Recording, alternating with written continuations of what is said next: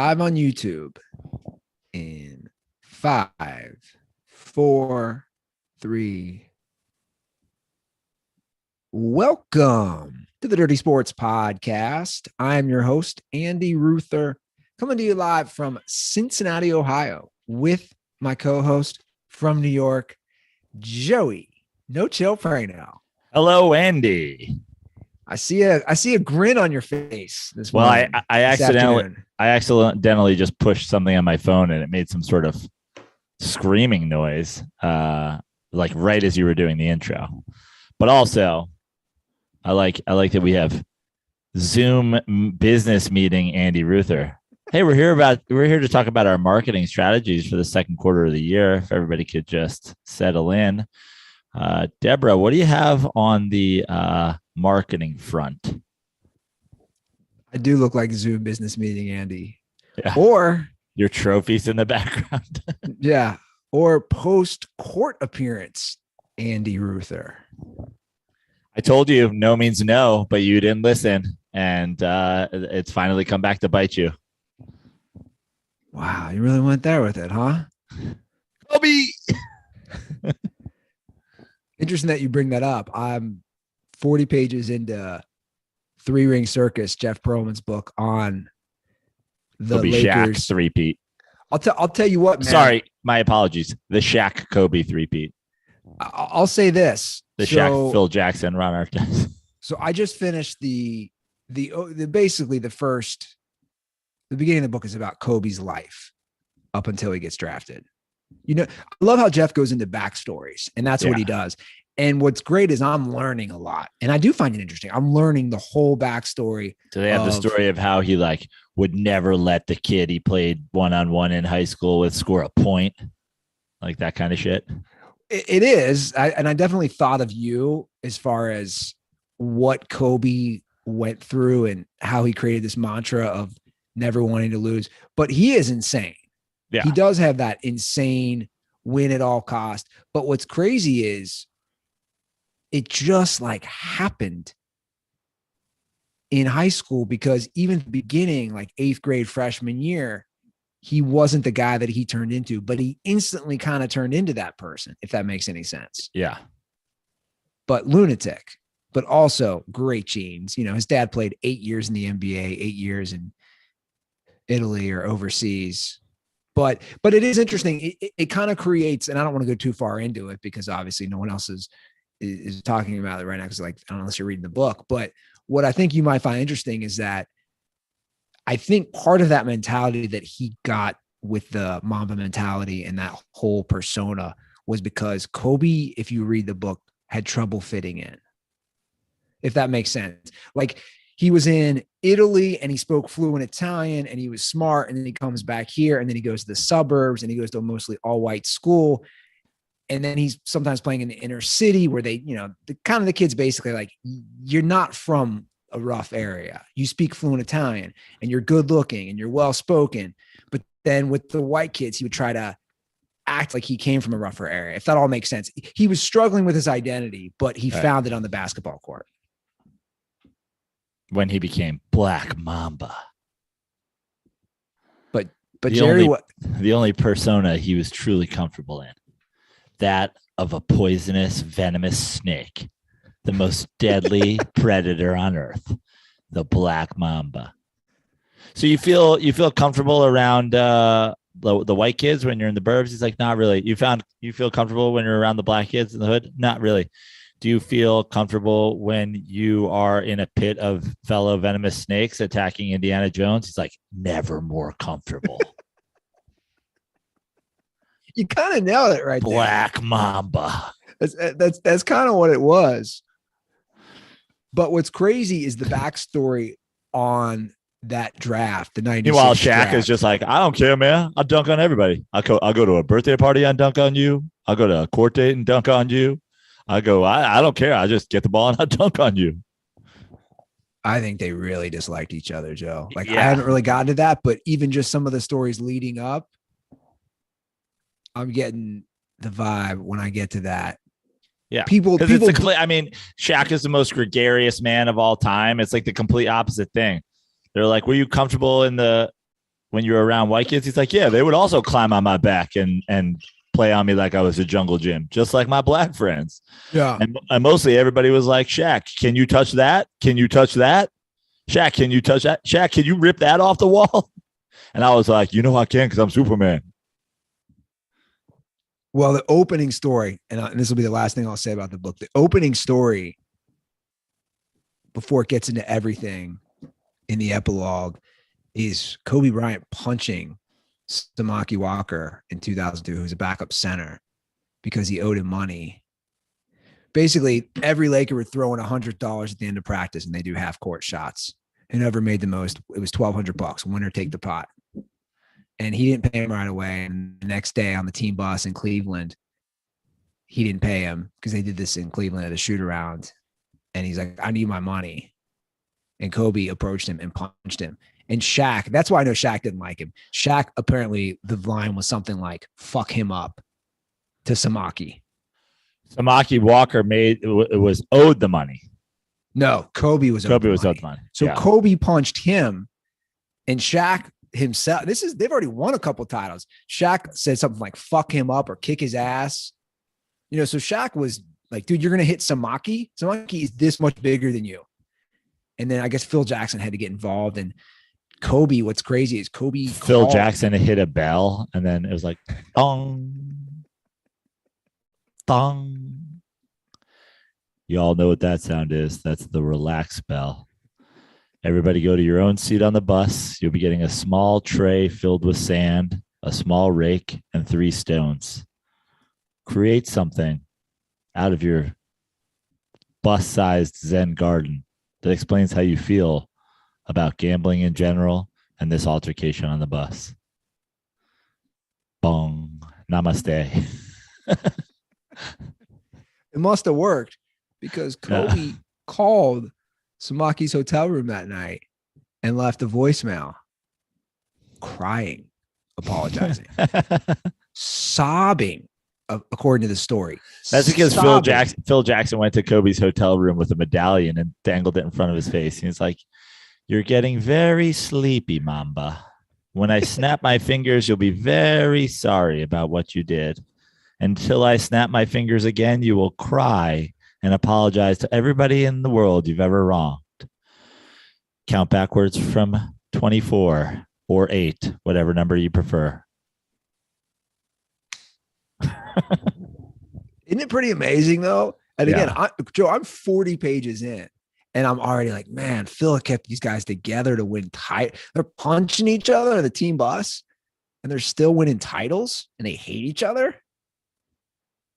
Like, if you look at some of the current teams, and we'll jump into the playoffs right now, I just don't see guys on the Celtics or the Bucks or the Warriors or whoever just hate. I mean, who knows? They could. I mean, that's the thing. Like, if there's any publicized example of it, it's, probably Kyrie Irving going into the Nets locker room and talking about how him and KD make will be deciding on roster decisions, and it's clearly like, separating himself from his teammates, and surprise, surprise, they got their ass swept.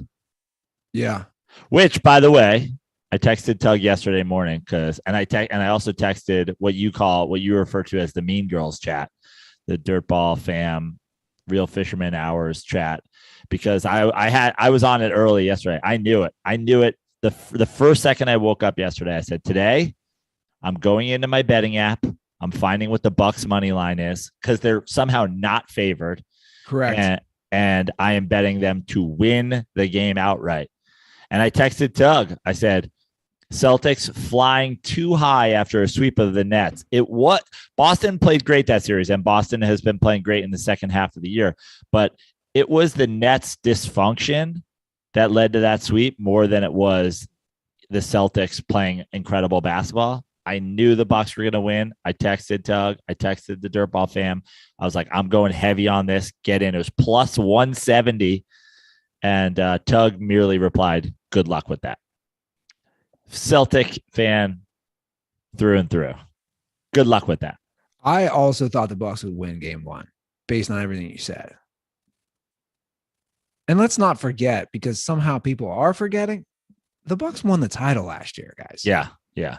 I mean, I know Middleton's out, and that will definitely, have some effects on them going forward. But Giannis is the best player in that series. And it's not really close. I know a lot of people last series were like, oh, this is the Jason Tatum leap. Is Tatum, like, there's a lot of, is Tatum better than KD? Twitter talk. Giannis is the best player in that series. It's not close.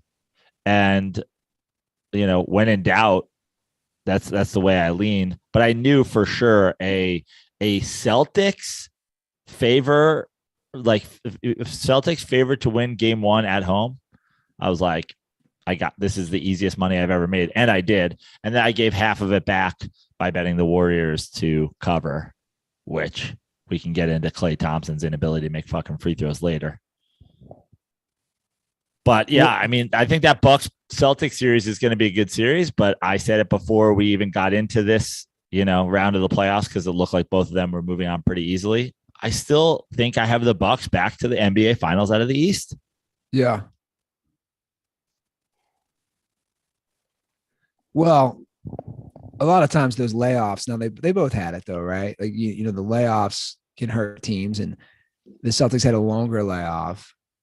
But when you look at players, you can't deny that Giannis is the best player in that series. And we've been hearing the Tatum leap for a couple of years now. He's going to make the leap. He's going to make the leap. And this year he absolutely did. He's made the leap to being that full on team leader, their go-to guy. Like, they wanted him to be that. He wasn't really ready for it. They brought in Kyrie a few years ago. They were like, he can do it. And it was like, oh, I mean, it did. It set Tatum back. But obviously in these years since Kyrie has left, I mean, this year he was their guy, and he has made the leap. But Boston fans love to do this. Boston fans love to turn some guy, into the fucking, oh, he's the greatest thing in the history of fucking sports.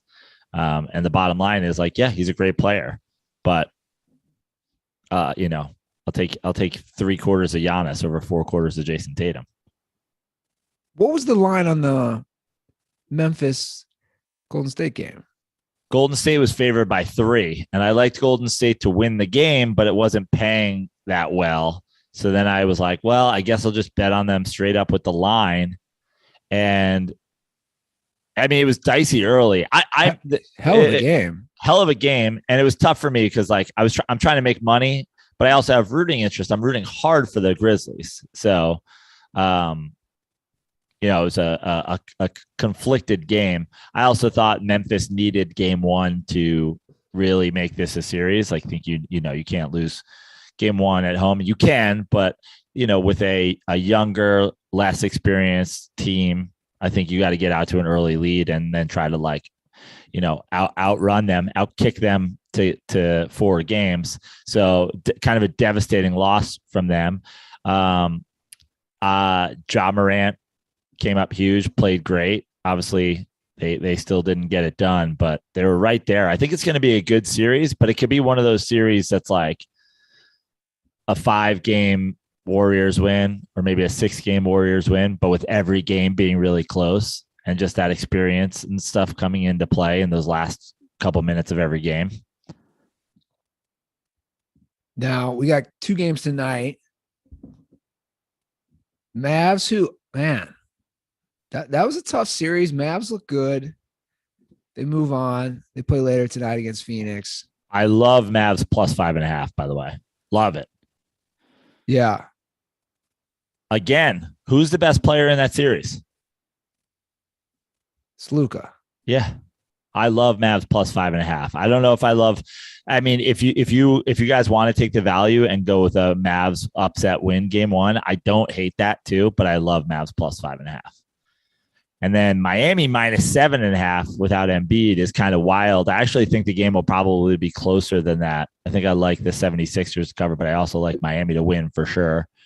And I think Miami, Miami, Philly is tough for me because it's like two kind of, I mean, I hate the city of Philadelphia and obviously Miami, a big Knicks rival. But as you know, as we've talked about a lot over the course of discussing winning time, I am sort of a Pat Riley stan. And as much as I've hated the Heat over the years in their battle with the Knicks, low key, I was always like, this could have been our team the whole time.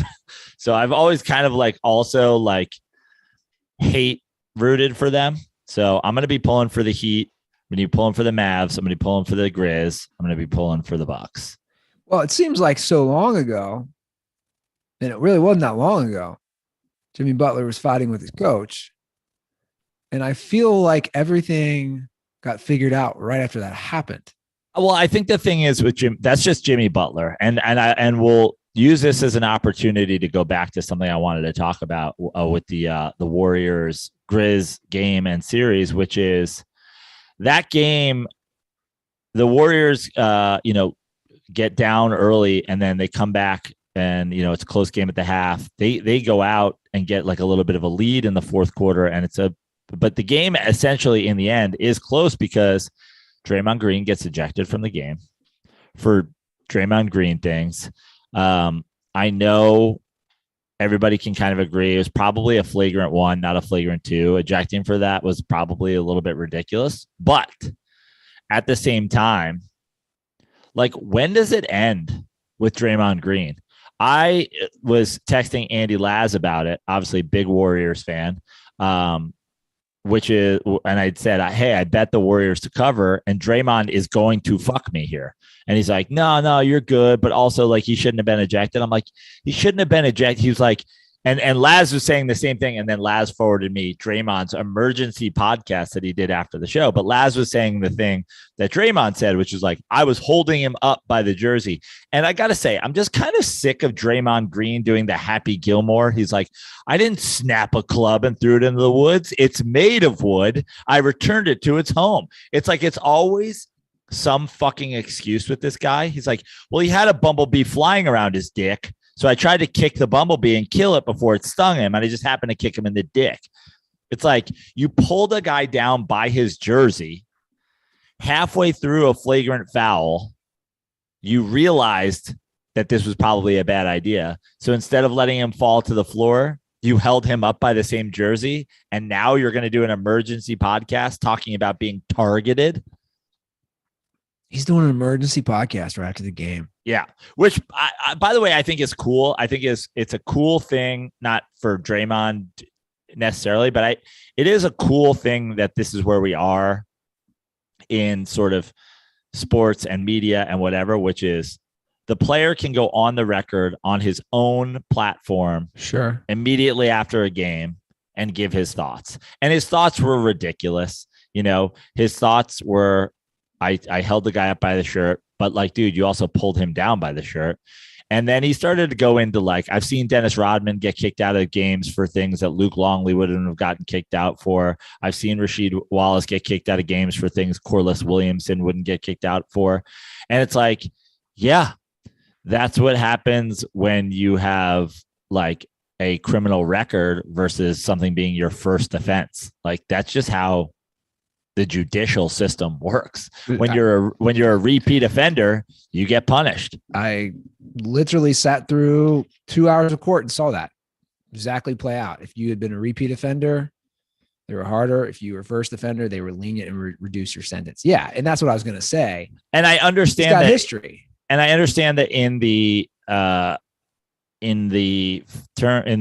rules of the NBA, that you should ref every player in every game equally. But first of all, we know that's not the reality. And second of all, this is game 1 of a conference semifinals. They're trying to set a tone. And if the tone is Draymond Green can come out here against a young, inexperienced team that has one of the brightest stars in the league and do whatever the fuck he wants, how are we supposed to control this series from getting out of control? Now, is there some sort of conspiracy of like, let's make this series more interesting? Yeah, probably. But you got to know that, like, on his podcast, which by the way, like I enjoyed just because of the circumstances. Like I said, it was really cool to just have a guy be like, I just got ejected and I'm going to tell you about it. But he was also saying, like he's talking about sort of his history and being targeted and all this stuff. But and like how he is proud of this reputation. He says that he's proud of this reputation. It's like, dude, you have this reputation because you're dirty. That's your reputation. You're a dirty player. So I don't know what there is to be proud of that. He also was like, but the thing about my reputation is I'm in the league 10 years or whatever the number is. And I've been to this many finals games. I have this many championships and I've been an all-star this many times. And a lot of people said, this guy won't last in the NBA. This guy's not an NBA starter. But the truth of the matter is, if you go back, and I'm not a big college basketball fan, but I have a lot of Michigan State fans in my life. If you go back, Izzo is on the record of being like, if Draymond Green wasn't crazy, he'd be a lottery pick. So you're actually completely wrong. Like, this is I was thinking about this yesterday when I thought they were going to lose that game. Draymond's actions almost have Tony Romo injury vibes, where like he gets suspended and then they got to replace him with a far less player. Like, dare I say that if the Warriors this whole time had a guy with 85% of Draymond's production, but none of the baggage, they'd have more titles? I actually disagree. Okay. Well, we can agree that they probably lost that one title because of him. Yeah, I just think, though, especially now that I'm reading these books and you look at the different dynamics of players and how teams are assembled, he's the wild card, man. He's the Ron Artest. He's the Bill Laimbeer. He's just the dirty work. He's the Rick Fox. You need the guy who doesn't score that much, who's going to play defense. But you just that's a great example. You just said he's the Rick Fox. When was Rick Fox like missing playoff games for like kicking guys in the dick? Like, you can do the dirty work without being dirty. But I don't think he can. Right. But that's kind of my point. Like I'm saying, if you had a less dynamic player, to steal a phrase from our friend Tug Coker, if you had a guy who was less dynamic, but more consistently on the floor, like my question is, for those Cowboy teams that Tony Romo had, where he played great, but he also missed 4 games a year, and they would make a phone call to a public high school and see if John Kitna could get off of, gym class. And then they just lose the last 5 games of the year. Just plug in I don't know, guy stays in the field. Plug in a Jake Plummer that whole time. Do they actually end up winning more total games? Even though he doesn't have the highest highs, but he just doesn't always have a collarbone injury, or in Draymond's case, always have a 2-game suspension in the middle of the year, in the playoffs, in the finals. They still won yesterday, though. Right. I don't like Draymond Green is a 4-time All-Star, right? But just take Shane Battier's career and put him on the Warriors in place of Draymond. Are they better? I don't know if that's the best, because Shane Battier, defender, dirty work guy. We'll hit the knockdown 3. He's a 4-time All-Star. He's a defensive player of the year. 4-time first team all defense. Well, yeah, he's he's definitely not Shane. I'll pull up Shane Battier. Shane Battier is a 0-time All-Star. 0-time All-Star, 2-time champ, 2-time All Defense second team. Now, obviously, they don't play in the exact same era, but this is my point. Just take Draymond Green off of those Warriors teams and put Shane Battier's career. I think they're better. Interesting. Those guys couldn't be more different, by the way, even off the court. Right. Shane Battier doesn't do a podcast. He writes a telegram. Yeah, one guy went to He has a ham radio show. But also, I just think like where they grew up. One grew up with money, one grew up in a rough area. It's just they honestly couldn't be more different. So where's he doing this podcast? Take me through this. In his hotel room. And it's great. It's only 13 minutes. Like, listen to it. Laz sent it to me. Laz literally goes, like, it's in the middle of the game. He goes, Draymond's already recording his response podcast. And I wrote LOL. And then like an hour later, he sent it to me. I was like, Jesus Christ. He went to his hotel room and immediately recorded a podcast. That's what I'm saying. Like the thought of him opening up the equipment, probably the little Zoom device. I think he just records like a video on his computer, basically. And he's got the game on in the background. Yeah, I mean the game's over. He's in his hotel after the game. Okay. It's worth listening, just like from an NBA like insider standpoint. Like it's cool. It's still cool. Fascinating. Like as insane as he is, it's great. Yeah. Now we both picked the Warriors to win that series. Yeah. I'm debating who I'd like to see in the finals. In the NBA finals? Well, especially in the West, because I think the Warriors are going to win that series.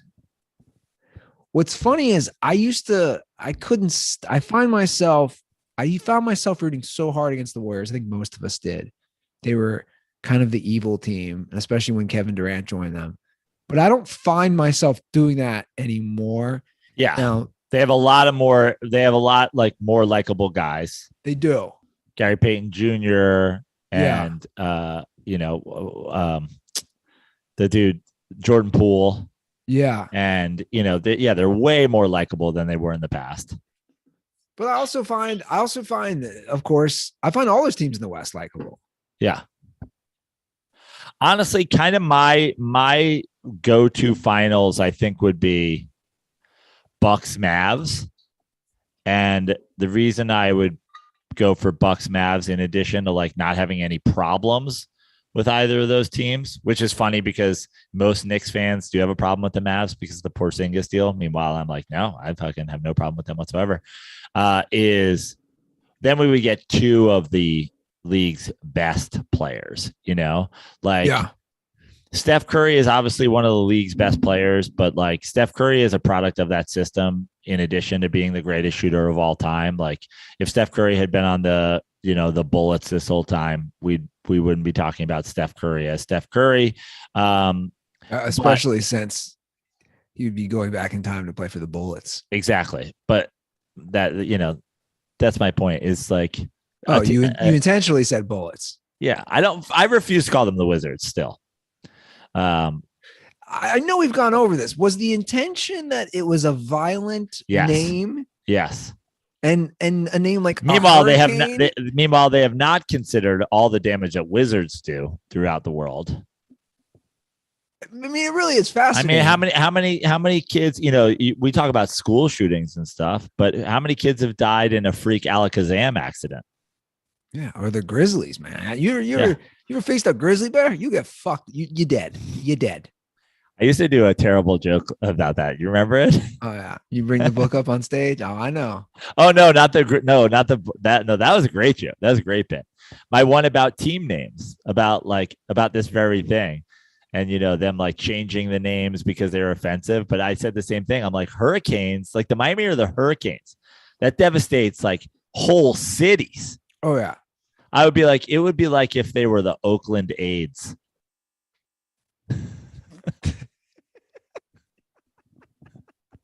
You know what I mean? Love a good AIDS joke. That's good. I like it. Bring it back. Well, it should be good regardless. That's what we're saying. Whoever's playing on either side, especially in my opinion from the West, it's just more appealing. Like Miami's cool, but I don't know. I'd like to see the Heat out of the East if it's not the Bucks. I'd like to see the Grizzlies if out of the West if it's not the Mavs. But the bottom line is the Grizzlies and the Mavs are both like heavy underdogs in both those series. So we're more likely to have a Suns Warriors conference finals than the other way around. I didn't realize the Mavs hadn't won a playoff series since they won the title in 2011. Yeah. I didn't realize they hadn't even won a single playoff series. That's crazy. Yeah, it is wild. I will one day, like, we've talked about, we've shouted out a lot the Jeff Pearlman books on the last thing. We now have this is your book. Yeah, I'm going to do the 2011 Mavs championship. That's going to be my 30 for 30. Yeah. It'd be a good one. You gotta get a lot of time with Mark Cuban. And we'll slurp that Mavs team's ability to stop LeBron in that finals, but the whole thing will also just be a low-key defensive LeBron James because of how underrated that Mavs team is and how basketball casuals are just like, he lost. I don't see Michael Jordan losing to that Mavs. Well, guy whose Twitter avatar is Michael Jordan and Kobe Bryant kissing. Kobe Bryant lost to them by 40 points in a Game 4 sweep. Somebody really have that avatar? Yeah, thousands of people probably. But no, that's just like whatever their avatar is, that's like what I picture when, guys who talk about killer instinct and clutch shooting reply to me. I'm like, I just visualize Michael Jordan and Kobe Bryant kissing as their avatar. Well, I saw you poking the bear. I just saw before the show with your tweet about Giannis and Michael Jordan. I mean, that was just ridiculous. That was an insane play. And LeBron did that a couple of years ago in the finals.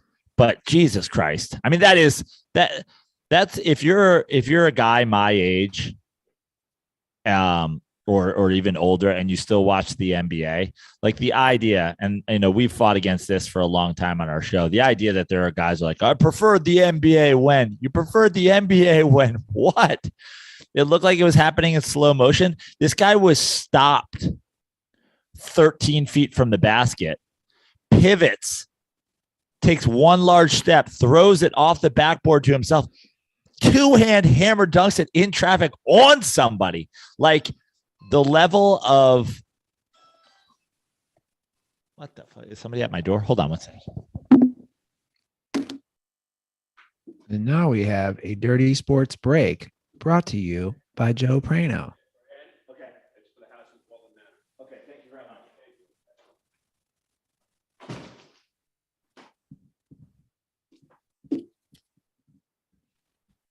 much. All right. Just somebody's dropping off property records. Sorry about that. You're not being subpoenaed, are you? No. But yeah, just the level, like the athleticism and the just that's what makes me so excited about going forward. I mean, we have Ja, we have this, Steph, we have Giannis, we have obviously a hurt Embiid, a hurt Booker. Sounds like a group. I'm not gonna lie.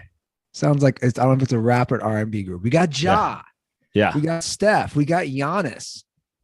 Like, that sounds like a trio. Again, Wu-Tang Clan strikes again. The Ja, the Booker, Giannis and Luka, Raekwon the Chef, Ghostface Killer, and Joel Embiid. You just figured it out. Exactly. Well, it should be a good playoffs as it has been, and it'll continue. I want to tease something real quick. We got a lot of calls about the DirtBall who put the entire DirtBall fam on blast. And dude, you opened Pandora's box. I called out the DirtBalls. I was like, I don't know if they're going to respond. I was wrong. Joe, they are turned.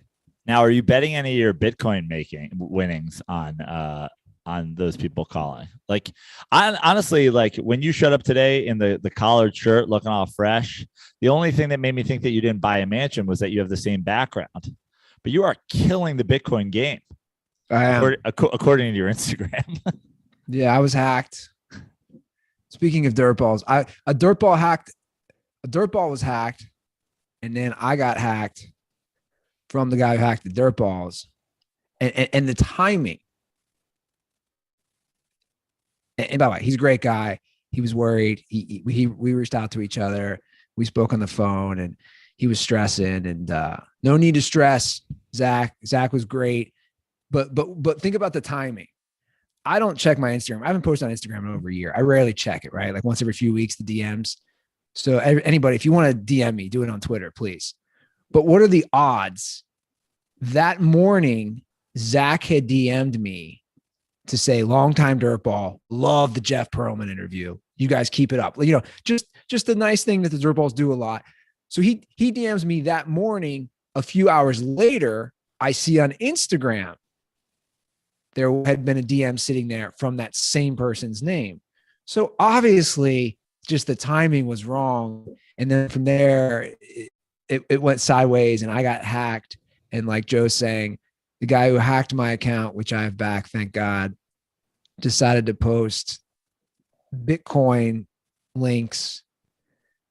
And some people fell for it, which was pretty funny.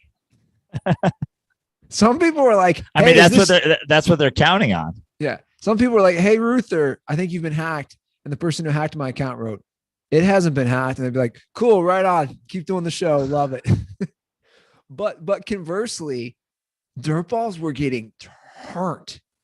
Like, let Ruther get his account back, you fucking pussy. Like, people were getting angry. Like, I know this isn't Ruther. Fuck you. That's amazing. So dude, it's amazing that since we're in the middle of it, I'm going to shout out a couple other DirtBalls. I want to shout out Nick Kleckner, who's also, a supportive DirtBall, who he got involved in some Instagram drama as well. We won't talk about what happened, but shout out Nick for keeping it classy in the name of the DirtBall fam on Instagram. And then I want to shout out who I am now referring to as the Nick D'Alessandro, not Nicky D, not your son, not the former, we didn't call him an intern. We call him a production assistant of the show. But the Nick D'Alessandro, but now the Nick D'Alessandro, who came to my show at the stand and brought us this thank you card, Andy. Oh. And he wrote a really nice message inside. I'll send you a picture of it so that we don't put his personal message to us on blast. Although it did start with it actually ended with a PS, and then there was an arrow back to the first page. I'll just show you that part. Can I get a hooday, Randy style? But it was really nice because, and I put this on Instagram, I did a spot at the stand, and the spot went well. It was like the last spot on a really late show, so the crowd was kind of like meh or whatever. And then I did a Taylor Swift joke, and some girl in the crowd like absolutely lost her mind and screamed "fuck you" in the middle of the show, and it became like a whole dramatic thing. And even when you're right, you leave a show like that and you're like, oh man, like. But by the way, if you're at a comedy show and you don't like something someone says, just sit there and shut up. You don't have to laugh. You don't have to applaud. Just shut the hell up. It was great though, because I was like, she said it later on, and I was like, oh my God, did somebody just say fuck you? And her friends kind of like nodded on her behalf.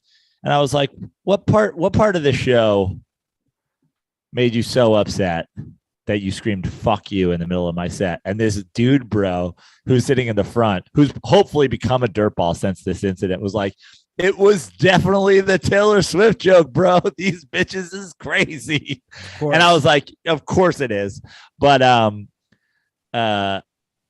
it was just so funny. And then you leave, even though I did great and it wasn't my fault, like this, some cult member of the Taylor Swift clan got triggered by a joke. You leave going like, oh, I wish that didn't happen. I wish that didn't happen. And then of course, the Nick D'Alessandro comes up to me and he's like, dude, I took the train down from Stamford, Connecticut. I wanted to see your show. Thank you for having me. Here's a thank you card. There's a note in there and some cash in there for you and Andy. And then, just talked for a little bit. So it was like a nice balance of the two. He's got a deep voice, doesn't he? I noticed from the calls. Yeah. He's a big guy. Yeah. Big dude. He could eat the other Nick D'Alessandro. He could snap the other Nick D'Alessandro like a cheese stick. I think we need a grudge match. Nick D'Alessandro versus Nick D'Alessandro. Nick D'Alessandro, unless Nick D'Alessandro is allowed to like have his sister fight with him, I don't think he's got any chance against the Nick D'Alessandro. Maybe we'll find a way to handicap it to make it a little more fair. Yeah. I think we should just jump into it then at mid-show, now that we're talking about the dirt balls. So we had a call last week, and again, he put all the dirt balls on blast. And I assumed he was from Arizona because I looked up the area code. That, I guess, is where he currently resides. He's not from there. But do you want me to just hop into this, Joe? Because I think I picked out 5 calls of responses. 5. Wow. Okay, let's do it. I just feel like the dirt balls need to be heard. And if we don't play them all, I have no problem leaving them at the end of the episode. Okay. For you guys to hear them. But, I think it's going to be a fun discussion. 310-359-8365. That's the hotline. And, some we don't have to say much about, but some I'll just play. I believe this one, the guy was very turned and very unhappy. Well, I think we'll start with this one. Hey, whoever called in shitting on dirtballs with their questions and just being a total cuck, I hope your firstborn daughter is fucking stillborn, and I hope you kill yourself tonight. Yeah, thank you. Condoms are for that fucking piece of shit. Whoa. So wow. He's coming out hot. Coming out hot. I was like, start with a good one. And you're like, oh, yeah, I'm going to start with the one where Leonardo DiCaprio uses the flamethrower in fucking Once Upon a Time in Hollywood. I want to start out hot. All right, let's get to ones that aren't as hardcore. Hey boys, this is Preston from Indiana, and I'm just calling to let you know that the guy who calling out all the dirt balls, yeah, he can go fuck himself. Yeah, that's right. Go fuck yourself. We're dirt balls. It's in the name, dirt balls. That's what you're gonna get. That's us. It's what makes the community what it is today. And I would argue that the dirtball calls have sparked many conversations from Joe and Andy that make the podcast what it is. So once again, go fuck yourself. Andy, you guys are doing great. Keep up the calls. I love them. Yeah, fuck that guy. I feel the energy from the fam, don't you? Well, he makes a good point, which is a lot of times like dirtballs will call in and not to jump on the side of the guy who made fun of dirtballs, but they'll be like, just wondering if you like Coke or Pepsi. And then the next thing I know, I'm like, I love cocaine. Let's talk about all the times I did cocaine. You know what I mean? It's like, it's always sure. It takes us into a conversation Agreed. that we weren't planning on. So like, we appreciate the dirtball calls, obviously. And like, there's been so much fun in bad dirtball calls. There's been so much taking a question and answering it with something totally different. So I appreciate the point that caller right there just made. And I agree. And you'll see on the next few calls, that sentiment seems to be an overlying theme on the call, saying, I feel like this is a new, he's like, now he's the villain. We've had villains on the show before. Oh, he's a villain. They end up getting their own sort of clout out of being a villain. Oh yeah, he's 100% a villain. So let's get after we do this, we'll have to talk about how one of our former villains is now inspiring some people who are going to protest your Reds. Amazing. All right, let's get through these.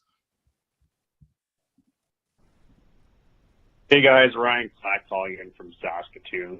So this call is going to piss off that guy who called out all the dirtball calls something fierce. But I mean, this is the fucking Dirty Sports podcast, man. That's part of the experience. So yeah, super random call for you today. For the first probably 2 years or so that I listened to the podcast, I thought you guys had a friend named Pizza Starro. You only call him by his full name. It's never Pete or Peter. It's always Pizza Starro. So my fucking brain, for whatever reason, was like, oh, first name Pizza, last name Starro. Kind of a weird name, but maybe it's an endearing nickname or something. But it wasn't until later that I was like, oh, well, fuck. It's Pete. Of course his name's fucking Pete. But yeah, that's it. Glad I got that off my chest. And to that guy angry about the calls, hope you don't paint the walls with your brains over this one. Stay dirty. That's by the way, it's so true. And I never knew that, but yeah, I don't know why it is, but I'm not the only one who does it. In our friend group, everybody calls it Pizza Staro. That's it. Like, I think it's because there's so many Pete's. We have a lot of different Pete's. So like in Pete's friend group, they just call him Pete. But in my friend group, because there's other Pete's, we call him Pizza Staro. And for our caller, you're not the only person that happened to. In fact, Pete used to be a regular contributor to the Kooks of Comedy podcast.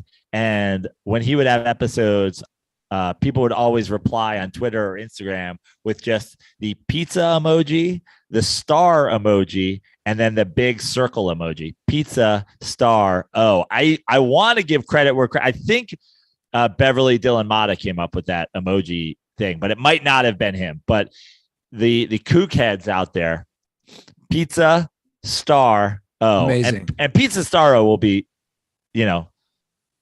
very excited that he's brought up in this fashion. It's amazing that many people thought his name was Pizza. Yeah. But I think it's also the way I say it.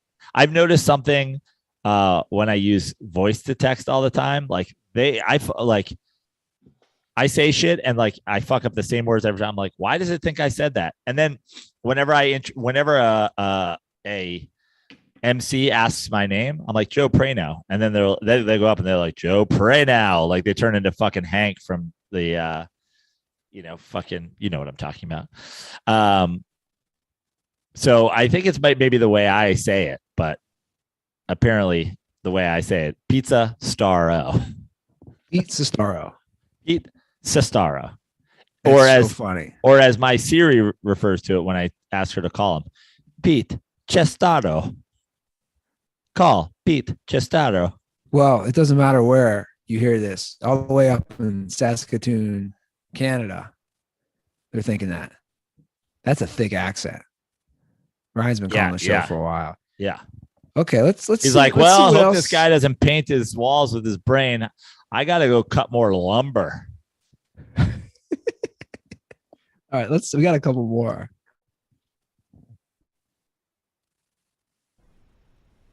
You said you wouldn't get a rebuttal, Andy? Well, here you go. What's up, Joe and Andy? This is Dawson from beautiful Bellingham, Washington, calling for the rebuttal to the call about the DirtBall calls. Been listening to the podcast for just about 7 years now, and I, for one, have never had a moment where I thought that any of the absolutely terrible calls we've gotten over the years have ever detracted from the show.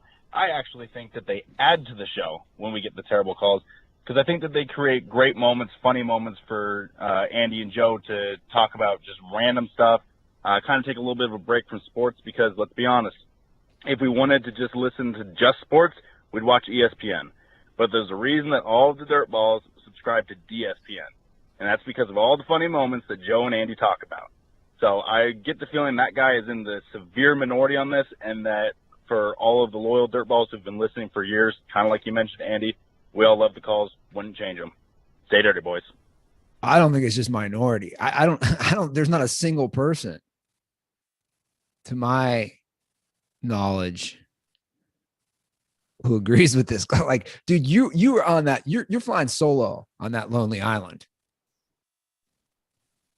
And I'll play CT. I'm going to play CT. And then we're going to hear back from the DirtBall. This is turning into a WWE. There's gonna be a rage in the cage between the unnamed caller and CT. I think so. So this is CT, which is, he's also leaving a call. Gentlemen, CT, formerly from Seattle, lifelong Seattle Kraken fan calling in. My question today is, Andy, what filter do you like to use on your lawn? I prefer Scott brand. But, if you have a different recommendation, I'd love to. No, I'm just kidding. Wait for that guy to call in, call out all the DirtBall calls, not even leave his name. Kind of weak, bro. Let's go. And Majid, for your movie reviews, I'd love you to review movies with the same title. Since you're already doing Blown Away, and I already got to watch them. I haven't seen either.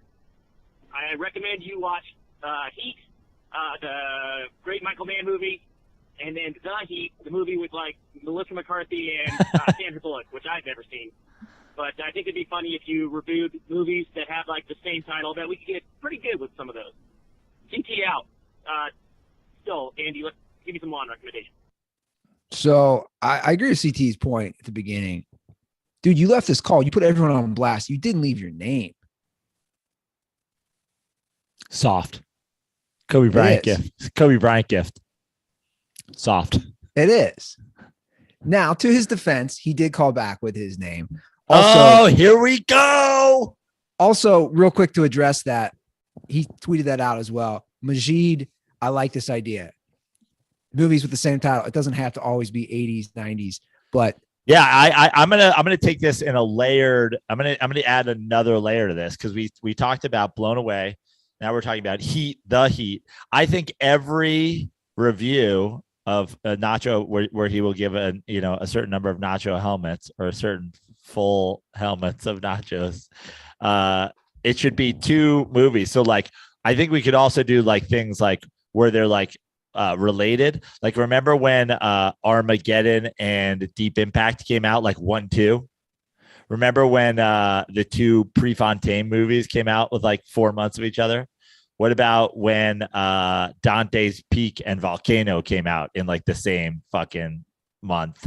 Like I'd like to see same name, same genre, like same, not even same genre, same exact premise, and came out like within months of each other. This is good. I am now dying to know the Michael Majid review of the 2 Prefontaine movies that came out simultaneously.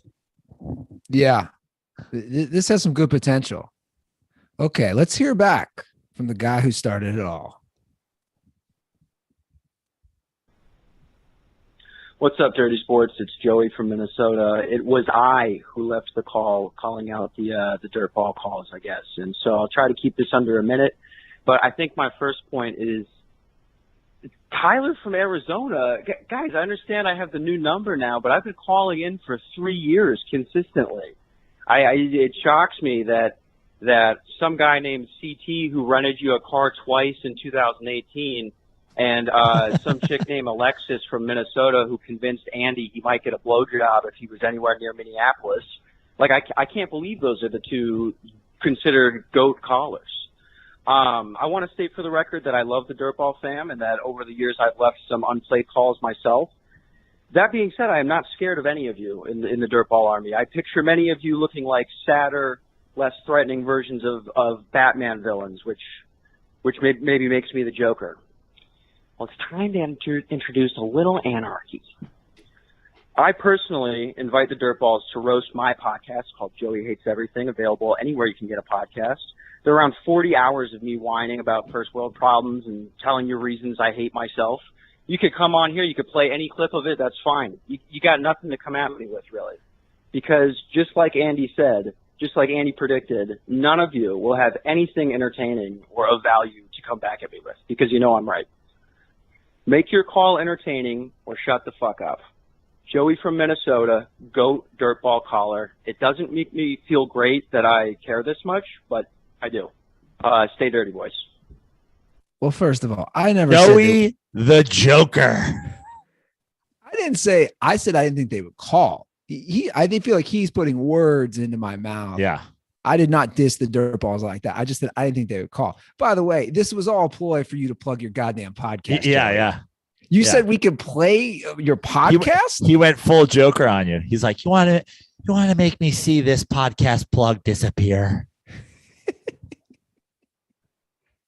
Joey the Joker. He introduces a little anarchy into the dirty sports world. I like it. I mean, I appreciate that he also has 40 hours of his podcast. Joey Hates Everything. So apparently he's just like a savvy hater of things. And that's cool. I'm looking right now at his podcast. It says Joey Capuana brings you the most important wisdom and world news imaginable. I don't know, Joey. Well, you know what they say in terms of Apple podcast reviews and Spotify podcast reviews.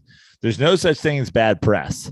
So like, when the Dirtballs listen to his podcast and roast him, it's still to his benefit. And I look forward to hearing. Maybe Majid needs to do a Joey Hates Everything podcast review. Or maybe, dude, no as offense, well. Joey. And then at the same time, Michael Majid could review Joey Hates Everything and Ugly Kid Joe's I Hate Everything About You, since the two. You can do. Majid is doing a lot of work for us these days. Majid is put to work. Or maybe, Joey, I hate to say it, maybe the Dirtballs just don't care enough about you to even listen. To me, that'd be a bigger dagger. Bum, bum, bum.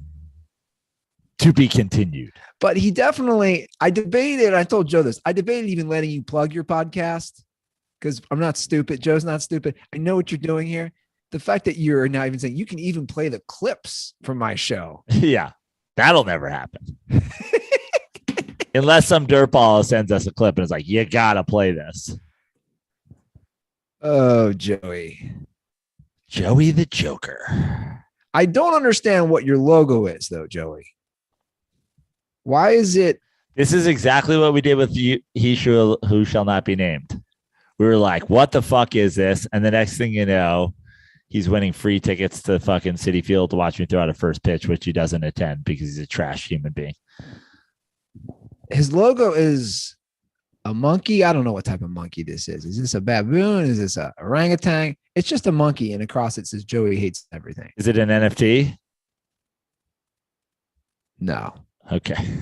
Because that's all, as far as I can tell, that's all NFTs are, which are monkeys. They're just digital monkeys. So I don't know. That's what's going on here. But I do look forward to hearing if anything comes from this. I also want to thank the Dirtballs for sticking up for yourselves. Because Joey came at you hard, and he's still doubling down.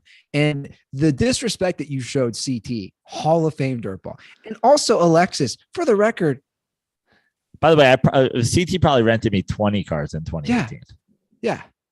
Honestly, I'm having a hard time continuing to have a touring stand-up comedy career without the CT rental sale price. Yeah. Without the Hall of Fame sale price. I may have to retire from doing the road. Sure. So no disrespect will be shown. In fact, I'm like, I love CT and I'm rooting for him to achieve all he wants in life. But I also hope that an asteroid hits the minor league baseball team that he's working for so he can go back to working in the rental car business. So here's a question for you. Here's my segue. If an asteroid hits the minor league team he's working for, would that team be better or worse than the current Cincinnati Reds? They'll be better because there'll be a story. People they'll have a We Are Marshall. They'll have a Ground Zero. More people visit Ground Zero every day than go to Cincinnati Reds games. That's for sure, right? Like 100%. Oh yeah, it's not even close. Not even close. You're getting 4,000 or 5,000 people out every day to the fucking Reds games. The Reds are now 3-19. This is like a movie. 3-19, 1-16 since Phil Castellini said, "Where are you gonna go?" I know where you're. They're like. Is this have potential? Like, is there rumblings? Like, is there talk? Like, is this the ultimate backfire? Like, will this lead to them selling the team? They're going to have the worst record they've ever had. This is the worst. I don't think people realize historically, this is the worst record in Major League Baseball in the last 20 years. They're 3-19.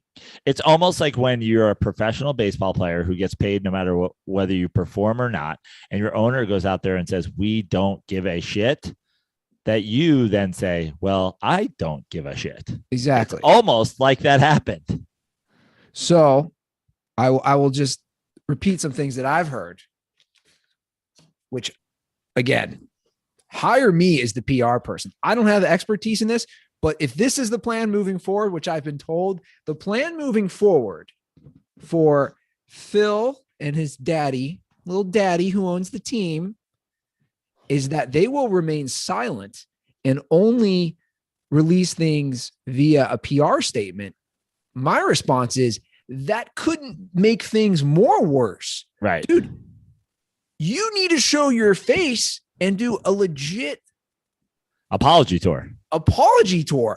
Hiding behind, again, my idea of dollar hot dog night, you work the concession stand. This could not, the Reds, I don't think the Reds team sucks, but don't you agree, Joe? I don't think it's a coincidence that they've lost 16 of 17 since these comments, because he shot on the fans. Doesn't he own like 400 Arby's or something like that? No, not that I know of. Where is the Castellini's money from? It's from produce. Shipping produce. Okay. Yeah. So it's mostly from produce. But hiding behind and not saying anything. Look, people are showing. I saw a tweet. They were in Coors Field this weekend. There was a whole row, and a Rockies fan tweeted this out. It's wild. He goes, "There's Reds fans now showing up, like 6 of them with bags over their face." Yeah. And now, like I sent you right before the show, we have a post from Reds Reddit. Reds Reddit. That's fun. Which I want, like, dare I say it's a copycat crime from a dirty sports villain? Like, dare I say that this is loosely inspired? A Reds Pirates game? Wasn't there a visit by he who shall not be named to a Reds Pirates game? Correct. So the Reds Reddit has this posted, and John Boy posted this. And by the way, Detroit Lions fans, this is what we're talking about. We told you guys to walk out on games, and you went to your Reddit and you're like, no, we're going to keep going. Reds Reddit, meanwhile, meanwhile, over in Reds Reddit, they have taken a different approach to losing. Somebody wrote, I can't even say it without laughing. During the Friday, May 6th game against the Pirates, I will be scaling the wall to defecate in the bed of the Toyota Tundra. If anyone can take photos of me, I'd appreciate it. And for those who don't know, there's a giant Toyota Tundra in center field where if a Reds player hits that, a certain fan wins that car. And then this is the best part. Under it, also, if anyone is down to also shit in the bed of the truck, meet me under the smokestacks in the top of the 4th inning. Cheers.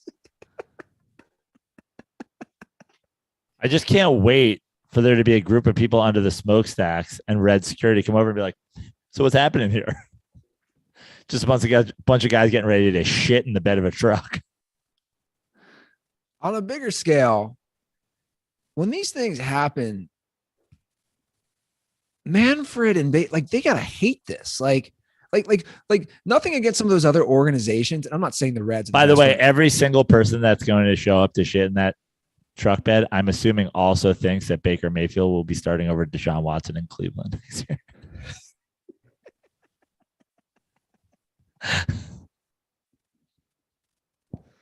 or they think Tyrod Taylor's going to start over both of them. So, at the opening scene of Old School, when Todd Phillips knocks on the door and says, "I'm here for the gangbang." Yeah. I feel like that's the Reds fans congregating. Like, I'm here for the bed truck shit. Yeah. I'm here for the gang shit. Joe, my new hobby though, like, you got to find humor in this. You have to. My new hobby, and I do feel bad for the person running Reds Twitter, but my new hobby, I get so much enjoyment every time they lose or every time they tweet, just to seeing the responses. Because Cincinnati, it's not New York. It's not a big city. It's not like a negative. It's just people are nice in the Midwest. It's not pessimistic. It normally isn't. But now when I see the responses underneath the Reds Twitter, I laugh so hard because it's just getting ratioed every single post because they're so bad. And conversely, again, it is funny where you and I are on opposite ends, where the Reds are dealing with this. They have a minor league team. They're not going to get better anytime in the future. You have a team that's literally saying, we're going to light $40 million on fire to not deal with Robinson Cano. It's truly the best thing that's ever happened to me in my sports fandom. This is in the history of my sports fandom. The Giants drafting Eli Manning and Steve Cohen buying the New York Mets are the only two. They're the only two things I could even discuss. Yeah. I mean, Patrick Ewing was drafted before I was a Knicks fan. He didn't go on to win a championship. Jacob deGrom has been glorious to watch, but in the long-term effects of, my Mets fan, it'll hold no candle to what Steve Cohen's done. Really, Eli Manning getting drafted by the Giants and Steve Cohen buying the Mets are the two single greatest moments that will determine happiness in my sports fandom. Steve Cohen bought the team. I mean, we talked about it last year. I know a lot of people last year, Yankees fans, NL East foes, were quick to say, "Oh, same old Mets." The dude had a year to dig into the fucking books, clear house, get a new manager, get new personnel, get new everything. And this is truly year one of Steve Cohen, and he is doing everything right. Everything. They put a statue of Tom Seaver outside the fucking stadium. Keith Hernandez is getting his number retired. He goes out and spends $43 million on Max Scherzer a year. He goes out and signs fucking Marte and Canna. He signs Escobar. He signs fucking bullpen guys. He signs players. He gets Buck Showalter, who has been glorious. And then we have a situation where the team has to be cut down from 28 players to 26 players. Every team has to make a cut of 2 players. There's a number of guys who were able to potentially be cut and a number of guys who are potentially able to be optioned. But what was so obvious for the Mets is Robinson Cano, who was acquired by the last GM, obviously, and the last ownership group, has been disastrous. And Buck Showalter, incredible manager thus far, gave him his opportunities, gave him a chance to show himself. He hit 195. He has 1 home run. He is not doing nearly enough to be in the lineup every day or really come off the bench. He was a prime candidate to be one of the 2 guys that's optioned and or released, because he obviously doesn't have minor league options at this point. So everybody's going, well, it's not going to be him, because no team in the history of sports is going to eat that money. Just eats $40 million after, we've been playing a month. At least every other team goes, we send down JD Davis. We send down, we release Janikowski, who came in to fill in during an outfield COVID scare.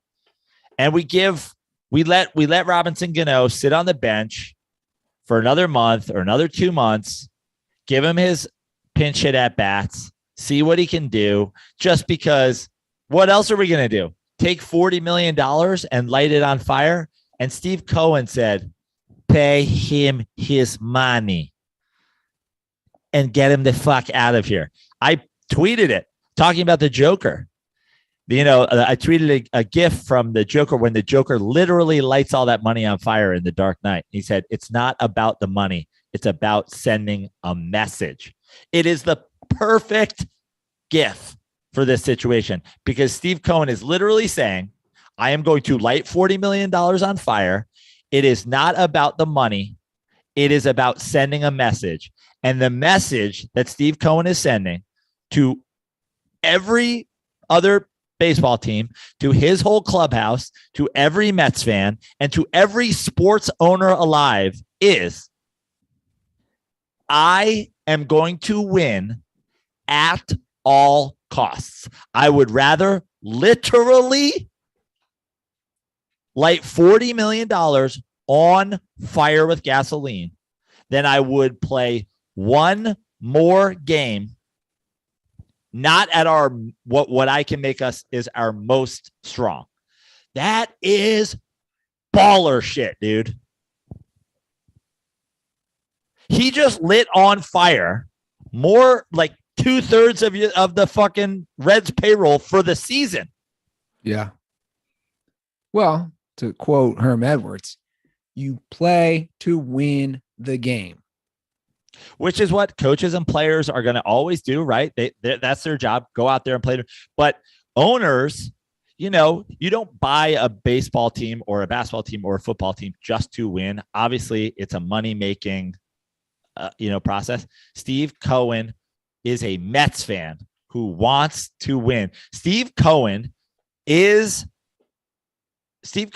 approaching being the owner of the Mets the exact same way Joe Prano would approach being the owner of the Mets if they were like, it's not your money. Like if Steve Cohen said, here's the deal, Joe, I am going to keep doing my fucking financial career. You get to make all the decisions as me. Spend my money however you want. I don't care if you make money. I don't care if you lose money. Just do what's best for the team. He is doing exactly what I would do. I would be like, I would be even more bashful about it. I would be like, Steve, do we want to let Robinson Cano have another week before we light $40 million on fire? He was like, fuck him. Pay him his money. Yeah. It is king shit, dude. You just don't king see shit. It. You just don't see it. Nobody's going to eat that money. It's fucking legendary. And here's the thing, Andy, and this is probably the most important thing of all of it. Your owner and his comments affects, whether he likes it or not, the play on the field. Sure. And the Mets, forget that Robinson Cano isn't going to steal at bats from more qualified people at this point. And forget that, the baseball decisions are when he does this, it also tells his team that it is out there.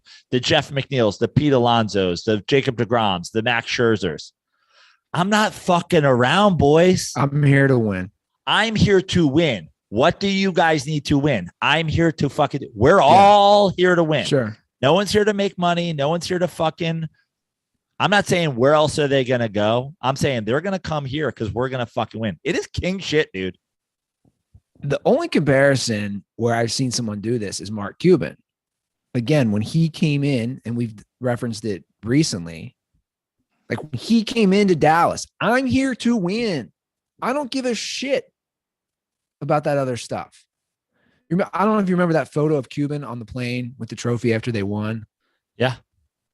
But you saw in that how much he cared. It was all about winning. He's a billionaire. He doesn't care about all the other stuff. He wants to win. I will go work at Dairy Queen for a day because I think the refs are screwing over my team. Remember when he did that in the early 2000s? Yeah. And you're right. And I couldn't agree more. It does matter what the ownership or any owners say because it affects the play on the field. No different and surprise, surprise, the Mets haven't lost a series. Yeah. Surprise, surprise, the Mets have a fucking no-hitter on Friday. Surprise, surprise, the Mets are kicking teams' asses. Exactly. And again, conversely, the Reds are 1-16 since number 2 in command said that.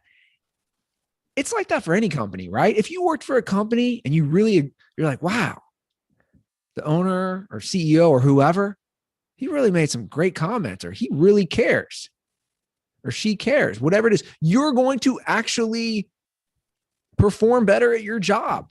But when you know they don't care about you, why should I care about them? I can cite multiple examples in my life where people I've worked for, when they didn't care about me, I didn't care about them. And when they did care about me, I worked better. I worked harder. It's pretty amazing. And talk about by the way, let me just say this also. Robinson Cano is awesome. Like there's no, I don't have a bad thing to say about Robinson Cano other than he's he's my age. Yeah. You know what I mean? I also should not be playing for the New York Mets. Like, he is a great player. He came in, he gave his best effort. Obviously, steroids. There was a steroid issue and the whatever. But a glorious career. Like, I'll have to look at the numbers, but like a potential Hall of Famer, if not undone by the steroids thing. Insane career with the Yankees. Great career in Seattle. One of the best left-handed swings in baseball still. I have nothing bad to say about Robinson Cano other than, unfortunately, Major League Baseball, unlike football, is a sport where if you don't perform, you normally just get to stick around. And I'm excited for him. take your $40 million, dude. Enjoy it. You earned it with a great career. And, you'll get a ring when we win one. Yeah. Well, we should hop over to NFL. The draft happened. Before we do that, I just want to add to what you had said earlier about my outfit, but you failed to mention how clean shaven I look. I haven't been using the razor blades lately. I've been letting it grow a little more. Thanks to our friends at Harry's. I got that fresh look, and it seems you also have cleaned up and kept the mustache with a nice clean shave around the mustache. Of course, as always, you can't rock this mustache, especially on stage doing shows and be grizzly on the side. So keeping it tight with Harry's razors. And, my thing about Harry's razors is like the razors are great. Don't get me wrong. They're the best razors ever, but all the ancillary items. Oh yeah. And that all comes. The post-shave balm.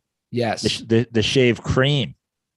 And that all comes in the starter set. So Harry's is giving their best offer to all our listeners. That's you, Dirtballs. First-time Harry's customers can redeem a starter set for just $3 at harrys.com/dirty sports. That includes a 5-blade cartridge, a weighted handle, foaming shave gel, and a travel cover to protect your blades on the go. A $13 value for just $3. I love Harry's because it's simple, but yet it's great. There's no gimmicks with Harry's, guys. I've been using them. Joe's been using them for the last 7-8 years. So really, now is the time. If you have not already, just take advantage of this. It really is a great deal, and I can't reiterate that enough. The new look, same incredible offer. There's really never been a better time to give Harry's a try. Just go to harrys.com/dirty sports today to get your starter set for just $3. That's harrys.com/dirty sports. Lame draft this year, in my opinion. Because of the lack of quarterbacks and skilled players, et cetera. The first 5 were defense. That's never happened before. Yeah, lame as far as it's not a sexy draft. Yeah. But I think, while that is true on an overall basis, if you're a fan of a team, and that's the kind of draft you have, like for my team, for example, and we're stockpiling, edge rushers and offensive linemen and defensive linemen and safeties, is like, as much as obviously getting a franchise changing quarterback, I think a lot of these positions end up playing into greater team success than maybe a marquee wide receiver, a marquee running back, a marquee corner. Well, there's a call for you about that. Okay, great. Concerning the Giants draft. Hey, what's up, guys? This is Clay, your South Carolina Dirtball. This question is really for Joe Prano. I was watching the round 1 draft, and, as the picks came through, I just, couldn't think of a better first round for the Giants as far as getting Thibodeau and the O-lineman. I just wanted to see your opinion on those picks. I'm a Steelers fan, but I think y'all had probably the best first round out of any team, any NFL team. I think those guys can have immediate impacts on your team, especially you needed an O-lineman. You needed probably somebody to get pressure on the quarterback because the defense wasn't too good. But I just wanted to know what you thought about it. Condoms are for guys who talk shit about dirtballs but won't leave their name. Wow, Joey is just taking the shrapnel. Listen, I completely agree with the caller. And here's the thing is there was a lot of talk. I remember Thibodeau. I remember watching him in a game. It might have been like a Thursday night college game or something like that. It just happened to have it on. And they were calling him sort of the no doubt about it #1 overall at the time. And he was wreaking havoc. I think it might have been a game against Cal. He was wreaking havoc in that game. And I was like, oh man, this dude is fucking legit. And at the time I was like, oh dude, this guy's kind of giving me low key LT vibes, the way he's wreaking havoc in this game off the edge. But they were talking about him like he was a sure thing, like top 1-2 draft pick. And so I never even thought that he was going to be there when we picked. And then I had talked to, some people involved in the process. And I had said, I see the talk for whatever reason, his attitude or his wanting to be a celebrity or the fact, or just the team above the Giants' needs, that he was going to be falling into like the 7-8 range. And the person that I talked to said there's absolutely no chance that he falls to 7 or 8. And that was kind of upsetting because I was like, as a Giants fan, we have to go offensive line first. But the way it played out and why Giants fans should be so stoked is it played out to where they got to the 5th pick and the 2 top offensive line targets for the Giants, the kid they got, Neal from Alabama, and the kid that went before him from North Carolina State. Those were the 2 guys that I thought for sure were going to be the Giants' first pick. One of them, whichever one is available, is going to be the Giants' first pick. But the way it played out, and the reason that I think Giants fans should be so ecstatic, is we got to the point in the draft where neither of them had come off the board, and we had 2 of the next 3 picks. Therefore, we could pick Thibodeau, and then no matter who gets picked after it, get the other one. And so, yeah, I'm stoked. They got an insane talent for an edge rusher, and they got one of the 2 guys that I thought they would pick at 5 at 7. So, yeah, I really could not be happier with the Giants' first round. And the question marks about Thibodeau, in terms of the media and all that stuff, he had a great, and listen, we can all talk, we can all like be our own PR guy, but he had a great interview after he got drafted where he said, when you're asleep, I'm working. When you get up and working, I'm still working. It was just like this thing about like that he is going to be like devoted to just like nonstop working. And he also talked about in that same interview, they asked him about LT, and he immediately deferred, and he was like, how about Big 92? How about Michael Strahan? And he talked about being a huge Michael Strahan fan, probably because he's a little young to be a Lawrence Taylor fan.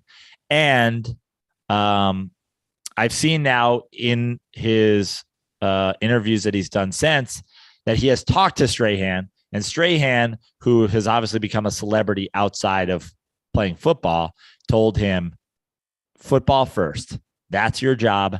Be a football player. Everything else, obviously, as it did for me, will work itself out. So I look forward to him following that model, and I really do. I think they absolutely killed it with those 2 picks. It's nice to have a competent GM again. Let me ask you this, unrelated, but related. I was watching the draft. I was at Cutter's, and we were discussing this. There's a lot of people, and obviously it's Vegas, and it's different. Do you think some of these teams in the NFL fly some of these super fans out, the ones all dressed up, or are they just that crazy? They don't have to spend a dime. I just think they're that crazy. I think if you're, in any given city, no matter where you are, but especially a Vegas and LA, a Chicago and New York, a Nashville, like it'll be interesting to see what it's like in Detroit. But like in any given city, there's 20 super fans of a team who are like, hey, the draft is coming to our town. We should go, right? Yeah, it's just crazy to see. Again, you're standing around, you're in face paint, you're in shoulder pads, and you're just waiting for draft picks. Well, they showed a guy during the Giants draft pick who is, I'm pretty sure he lives in Jersey, but he is a famous psychotic Giants fan called License Plate Guy. He wears a necklace of license plates, New York license plates that all have different shit on them. And he was there. So like, I don't know what he does for money, but he is like a Giants super fan. So like, yeah, of course he's fucking there. Because that's not cheap. You're talking about flying from New Jersey to Vegas, across the country, room and board, food. Like you're dropping thousands of dollars for the draft. I just think if I'm your financial advisor, I'd say that's a reckless decision. Don't do that. Yes, spend that thousands of dollars when they make the Super Bowl. Do that. I don't know. I have to wonder, why was Randy Ruther not there? Yeah, exactly. Not too far from Phoenix. Yeah. I can picture him in like Bengals face paint. You know what? I have a feeling here's the one excuse I'm going to make for Randy Ruther. The Bengals made the Super Bowl, so they had a low draft pick. I feel like if the Bengals had a top 5 pick, Randy would have been there with, cat whiskers on. Randy Ruther. Yeah. I also think at least with me, it ramps up every time. I don't know where the Randy Ruther is going to be by the end of the 2022 season. Yeah, which is funny because Randy, when he does it, mostly focuses on the A. He's like, Randy Ruther. But we go, Randy Ruther. I feel like Majid and Randy need to team up for an NFL draft, and then they can also review the movie, The Draft. Draft day. Yeah, Draft Day. Yeah. Is there another draft movie? There's got to be a movie called something about a draft beer. Yeah, or like drafting and race cars or something like that. No, there's the was it Kurt? What's the fireman movie? The Draft? Oh, Backdraft. Backdraft. Michael Majid should review Backdraft and Draft Day. Backdraft is underrated too. Backdraft could also be put in with like Blown Away. It was a fire movie in the 90s. Might have even been 80s. Man, too funny. Backdraft is a good movie. I've never seen it. What? Dude, I'm starting to realize I just don't watch that much stuff. There's Draft Day. If you put draft into IMDb, a 2008 short, a 2012 movie looks like called Draft. In 2011, NFL Draft an Unknown Collegiate Lineman. Looks like maybe it's a documentary. Another short, and then Draft Day, then Backdraft, and then The Craft, and then Shrek Forever After. Hey, you know something funny? And then Undrafted. This is going to be a classic Ruther response. I kind of like The Craft, a little underrated. The witch movie. Yeah. A little underrated. That was the one with Nev Campbell. Yeah. Yeah, it was. It was good. The Nev Campbell and Happy Gilmore, or Billy Madison's girlfriend. Yeah. Or is that Happy Gilmore? Or I'm confusing all. That is both. I believe that is Waterboy's girlfriend. Waterboy's girlfriend. Yeah. Yeah, I've missed both of them. Dude, there's this store.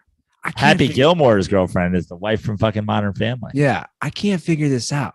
There's a store by where my girlfriend lives, a witchcraft store. And their hours, none of it makes sense. We finally went in there. They do like open 2 days a week, and there's a sign that says hours vary every week. And they're only open for a couple hours. And they sell witchcraft type stuff. And I'm fascinated. I went in there, and it's everything you would imagine in the two partners that run it. It's this guy. One old lady with a wart on her nose, and then a younger, hotter witch. But what I don't understand is that it's got to be a front for something, because the value of where this location, it would not be cheap. God, I'm going to butcher this name. Arafani, how's the hell is this pronounced? Arafani and Hedge. Arapani, I don't know. But here's not going to work here anymore. That's for sure. Here's the kicker. I was walking Roscoe the other day, and a bunch of them walked out late at night. And the guy goes, I totally lost. But this wasn't the owners. It was like witch people. And the guy goes, I totally forgot where I was and I blacked out. And she goes, yeah, you were in the moment. I'm like, did they just walk out of a seance? I want to know what's going on. They own this, like this half of a giant building. My point is they're not making money to pay for this. There's no way they could own not only the building, but the whole space off being open 4 days a week, selling spells and witchcraft stuff. What is going on? I mean, I don't know the, I don't know the margins on like witchcraft stuff. So maybe they are, maybe it's like a big ticket item. Maybe they just got to sell one cauldron a week. Oh, I'm on their website. Oh, wow. The owners are named Augur. His name is Augur, Augur, and she's named Coil, Coil. Coil is an actual movie star, artist, and enchanter. Ooh, interesting. Augur is trained at the university that inspired Miskatonic and the medical college that employed Burke and Hare. I don't know what this is. Dude, this is wild. Have you thought, Andy? I have the best idea of all time, and if you don't do it, the Ruther curse. No, forget. Well, yeah, that would be great too. But you're dead to me if you don't do it. You should go and go legitimately. Like I think you should film this. I think you should legitimately go and be like, here's the deal. I want to put a spell on the Cincinnati Reds to get them to sell the Castellini family, to get them to sell the Reds. Interesting. Spend the money, put it on Reds Reddit.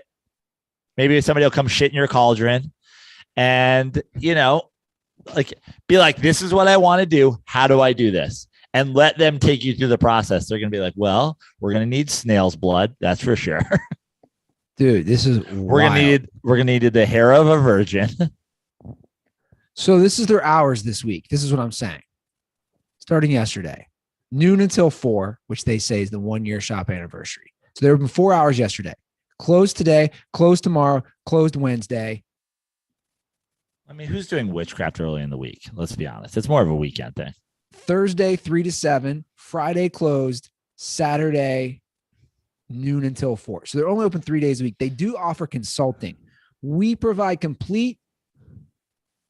I can't pronounce all these words. What are these words? This is like a nightmare for me. I pronounce thaumaturgic and Sibylline services for select clients. We can harden your corporate offices against remote viewing or ensure that your new home isn't constructed on a geomantic ley line. What the fuck? We can also make sure that we bust you out should you ever become a prisoner of Azkaban. Dude, I don't know. It's not a bad idea. There's no way they let me film. No, I just can tell from being in there. You went into the store. I went in with my girlfriend because you guys were looking for witchcraft. Well, dude, it's literally right by where she lives. I'm fascinated, and they're always closed. And one day I was like, oh, they're actually open today. Let's pop in there. And you don't have to wear a mask around, but they don't fuck around. You have to wear a mask the minute you walk in, which is whatever. But I'm not doing it justice. It's a big. It's like 3 stories, and they own all this, and they're open 6 hours a week selling witchcraft stuff. What's going on for real? I want to know. Augur and Coil. Her name's Coil. She's a real life movie star. Oh, hold on. This gets better. Her sigils circumscribe abysmal creatures of feather and surgical steel, and she has hunted malignant thought forms from the sewers of Berlin to the inland colonies of Innsmouth. What the hell is this? Don't you find this kind of wild? Yes. You completely stopped. Let's end the show. All right. I put Joe under a spell. Guys, if you know anything about witchcraft, call the hotline 310-359-8365. We're on Twitter and Instagram at The Dirty Sports. You can hack me on Instagram at Andy Ruther, also on Twitter at Andy Ruther. I'm on all social media at Joe Prano, except for Twitter, where I'm at Fix Your Life. Follow me on Instagram. Follow me on TikTok. Follow me on Twitter, Follow me on Cameo if you want a shout out. Follow me wherever I can be followed. And come to a show. I have 2 shows tonight. Doing Frantic at the Stand once again. Honestly, one of my favorite shows to do. It's free. So if you're in the New York City area and you want to come out to Frantic at the Stand tonight at 10, after that, I will be returning to LA. We've got a show at the Minimal Golf Club in Redondo on May 14th. Come check that out. And keep your eye on joepanero.com for other dates. All right. That's our Let's show. go Mets. Crushes me when I hear a team winning. All right, that's our show.